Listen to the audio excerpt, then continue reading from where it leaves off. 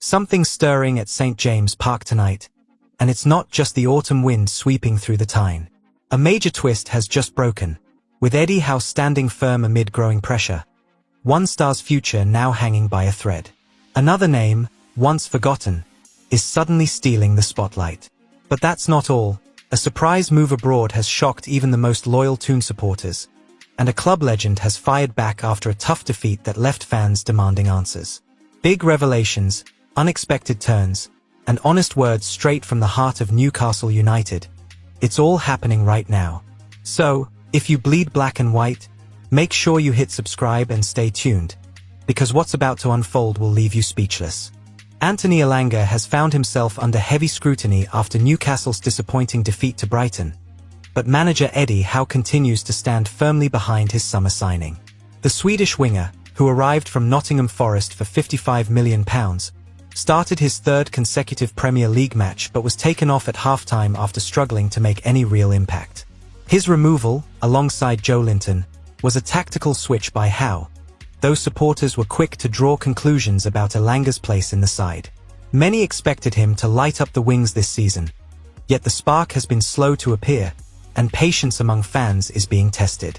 Elanga's arrival had been seen as a statement signing, a young, explosive attacker capable of bringing pace, flair, and directness to Newcastle's play. Yet, after 11 games in all competitions, he remains without a goal or an assist. For a player carrying such a hefty price tag, those numbers make for uncomfortable reading. Even so, Howe insists that the winger is adapting to a new system, new expectations, and the pressure of performing for a club chasing European success.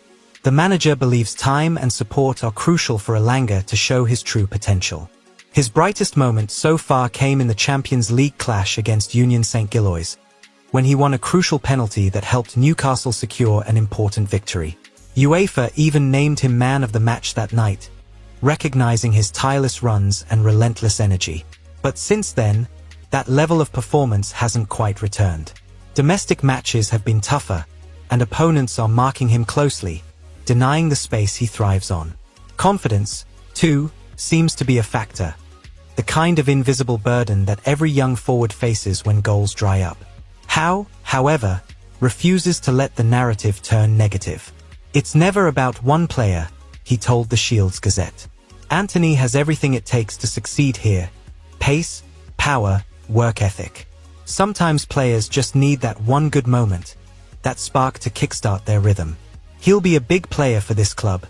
I have no doubts about that."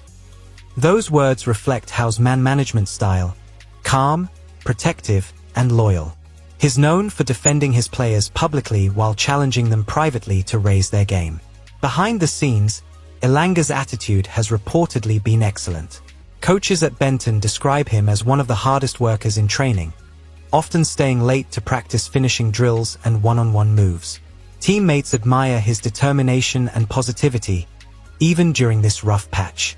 He's aware of the criticism and feels the pressure to deliver, but insiders say he's fully committed to turning things around. Howe's staff are convinced that once he finds the net, confidence will flow, and the goals will come naturally. Among supporters, opinions are divided.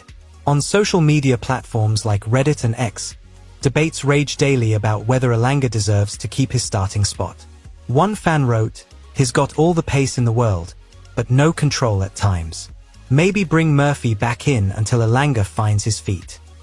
Another countered, "He's young, he'll get there. Remember how long it took Gordon and Barnes to settle? Let's not throw him under the bus already." This split in opinion mirrors what happens so often in football. When expectations meet reality, patience becomes a rare commodity. It's easy to forget that last season at Nottingham Forest, Elanga also took time to find consistency. His first goal only came in December, yet he finished the campaign with 6 goals and 12 assists across all competitions. Those numbers remind everyone that he can produce when given rhythm and confidence. Newcastle fans are passionate, and with every underwhelming performance, frustration grows louder. But the club's long-term vision under Howe has always been about development, not instant perfection.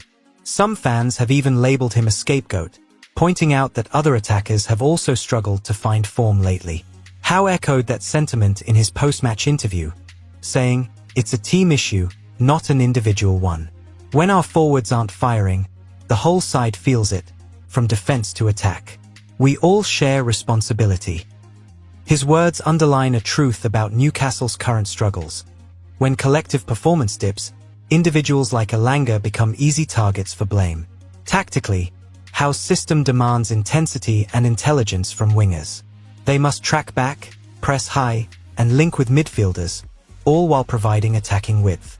For Elanga, that's a complex transition from the freer, counter-attacking role he played at Forest. Howe's staff believe his athleticism fits perfectly with the team's identity, but he must adapt to the tactical discipline required at the top level. Mistakes, though frustrating, are part of that learning curve. Howe remains patient, reminding everyone that even Newcastle's most established stars struggled early on under his demanding style. The timing of his struggles doesn't help. With injuries and fixture congestion mounting, every performance is magnified. The upcoming Champions League tie against Benfica offers both opportunity and risk. If Elanga starts, it could be his chance to prove himself under the brightest lights. Another quiet game, however, might strengthen calls for Murphy's return. Howe must balance short-term results with long-term development, a challenge every manager faces when nurturing young talent. There's also the psychological side of things. Wingers live off confidence, and without end product, frustration can grow quickly. A single assist or goal can transform everything. The body language, the trust from fans, even the rhythm of the team. Howe knows this, which is why he continues to show belief publicly. Inside the dressing room, Elanga's teammates are reportedly urging him on, telling him to stay patient and keep working. They've seen his ability in training. Now it's just about translating it onto the pitch. Elanga's journey at Newcastle is still in its early stages. Every player arriving for big money faces the same test, dealing with the weight of expectation. For some, it takes weeks. For others, months. What's clear is that Howe sees him as part of the future, not a failed experiment. The manager's track record with player development, from Joelinton's transformation to Gordon's resurgence, suggests he knows how to turn potential into production. Elanga just needs his moment. Lewis Miley continues to shine as one of Newcastle United's brightest young prospects, and his latest performance against Brighton left fans and pundits talking. Despite the team's defeat, the 19-year-old midfielder impressed with his calmness, control, and confidence. Coming on at halftime for Joelinton, Miley instantly changed the tempo of the game, dictating play with the composure of a seasoned professional. For someone who hadn't trained all week due to a calf issue, his impact was nothing short of outstanding. He looked sharp, assured, and full of energy, qualities that Eddie Howe values above all else. Howe's faith in youth has always been one of his trademarks, and Miley is proving exactly why. The young midfielder completed 97% of his passes against Brighton, won every duel he entered, and, remarkably, didn't lose the ball once during his 45 minutes on the pitch. In an era where control and efficiency in midfield are vital, Miley's numbers tell a powerful story. But it wasn't just statistics, it was the way he carried himself. He offered balance, rhythm, and intelligence in possession, helping Newcastle regain some stability after a chaotic first half. Eddie Howe didn't hide his satisfaction after the match. Speaking to local reporters, he said, "I thought all our substitutes made a big difference, but Lewis, in particular, gave us composure. He's technically excellent, and even at his age, he understands when to slow things down and when to speed them up." Those comments reflect Howe's growing trust in the teenager.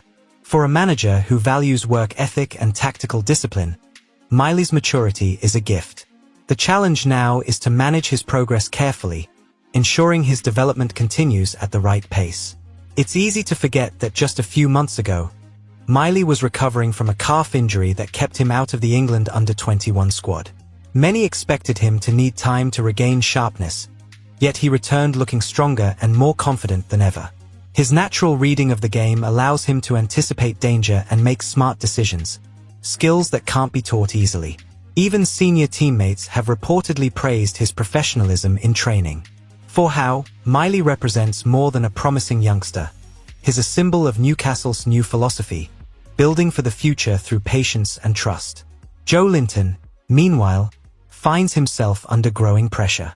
The Brazilian midfielder struggled against Brighton, looking fatigued after international duty with Brazil. Normally one of Newcastle's most reliable players, has not been at his best lately, and Miley's emergence adds another layer of competition in midfield. Jacob Ramsey is also close to full fitness, meaning Joelinton no longer holds an untouchable spot in the starting 11. Howe faces a welcome dilemma, competition for places, driven by a teenager who refuses to play like one. For the fans, seeing a local academy product thrive brings a special kind of pride. Social media buzzed with praise after the Brighton match. He never lost the ball, looked composed, and that assist for Waltermaid was class, one supporter wrote. Another added, "This lad's the future of our midfield. Calm under pressure, clever with the ball, and brave when it matters." For the Toon Army, passion runs deep, and seeing a young player rise through the ranks evokes memories of Newcastle's proud past. Of players who fought for the badge, not just the fame. Inside the club, Miley's development is being managed carefully. Howe and his coaching team monitor his minutes, ensuring he doesn't burn out physically or mentally. At 19, consistency is the hardest thing to master, but his performances are already showing signs of remarkable growth. Analysts at the club have highlighted how Miley's passing accuracy and movement off the ball are among the best in the squad. His ability to receive under pressure and play forward quickly fits perfectly with Howe's tactical style, progressive, brave, and disciplined. What stands out most is Miley's personality. Quiet off the pitch but confident during matches, he embodies professionalism. Coaches often mention how he studies footage of his own games to improve his positioning and awareness. That kind of attitude is rare at his age.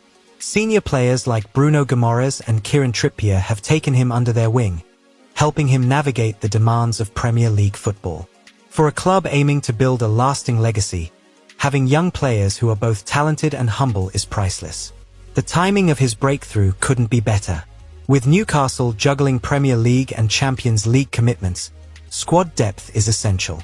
The upcoming fixture against Benfica will test Howe's ability to rotate his side effectively. Given Miley's current form, it wouldn't be surprising to see him start. His energy, vision, and ability to keep the ball moving quickly could prove vital against European opposition. Howe has hinted at giving him more minutes, saying, if he keeps performing like this, he'll make it impossible not to pick him.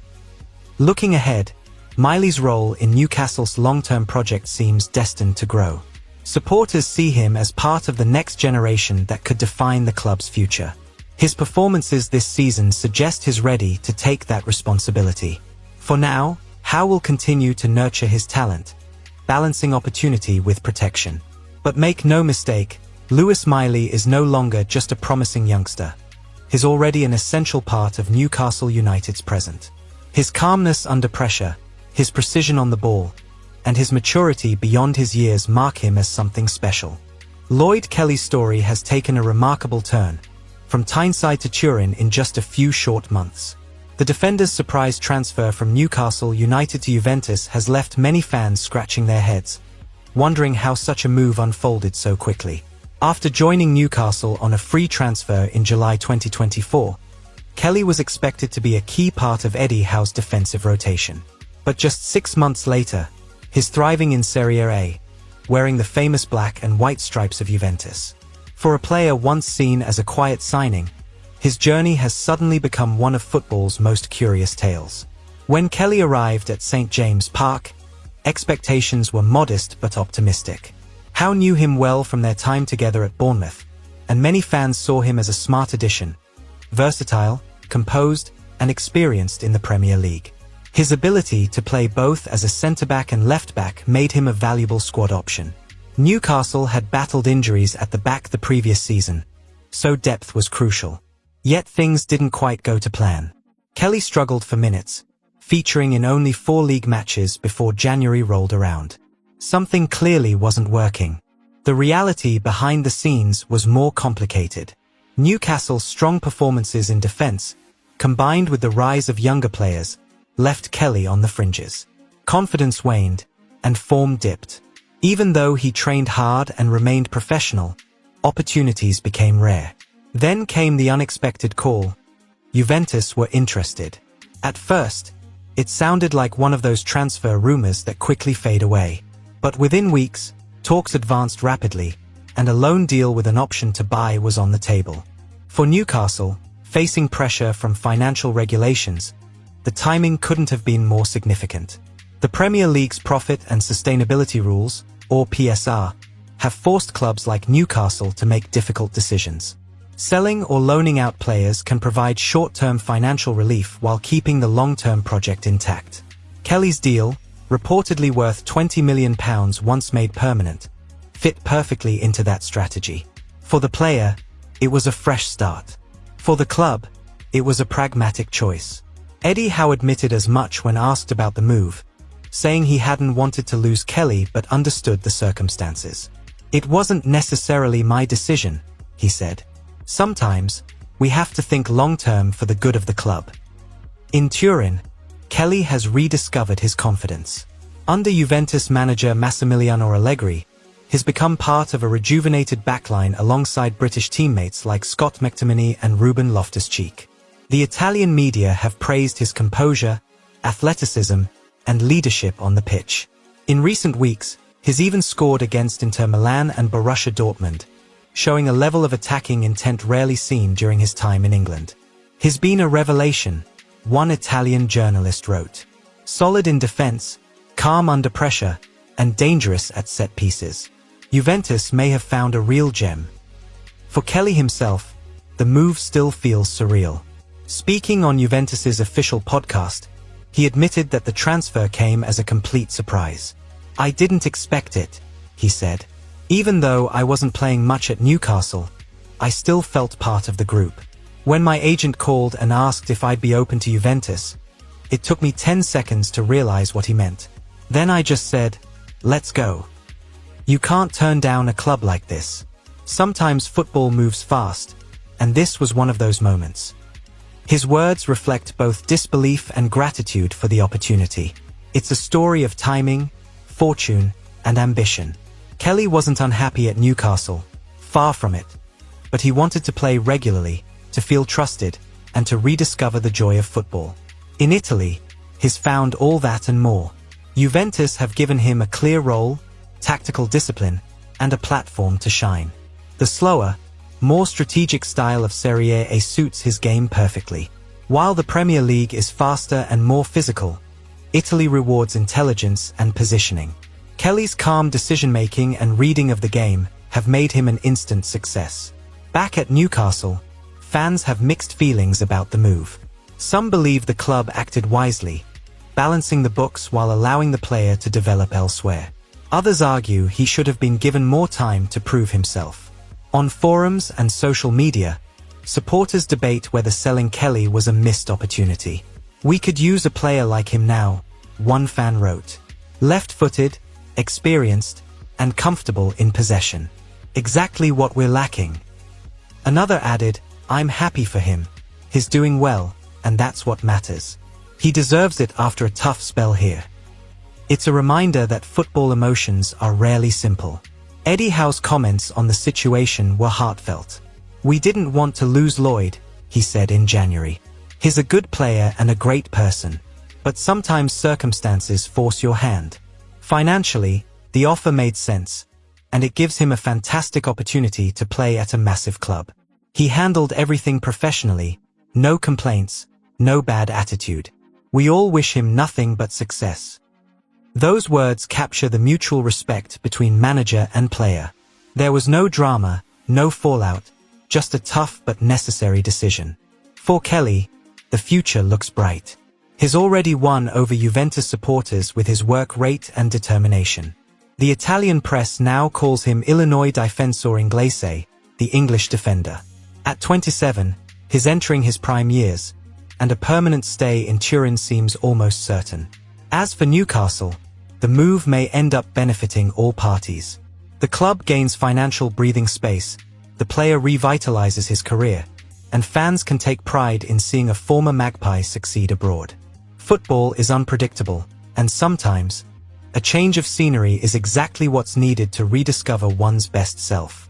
Alan Shearer has never been afraid to tell it like it is, and his latest comments about Newcastle United's defeat to Brighton have hit hard across Tyneside.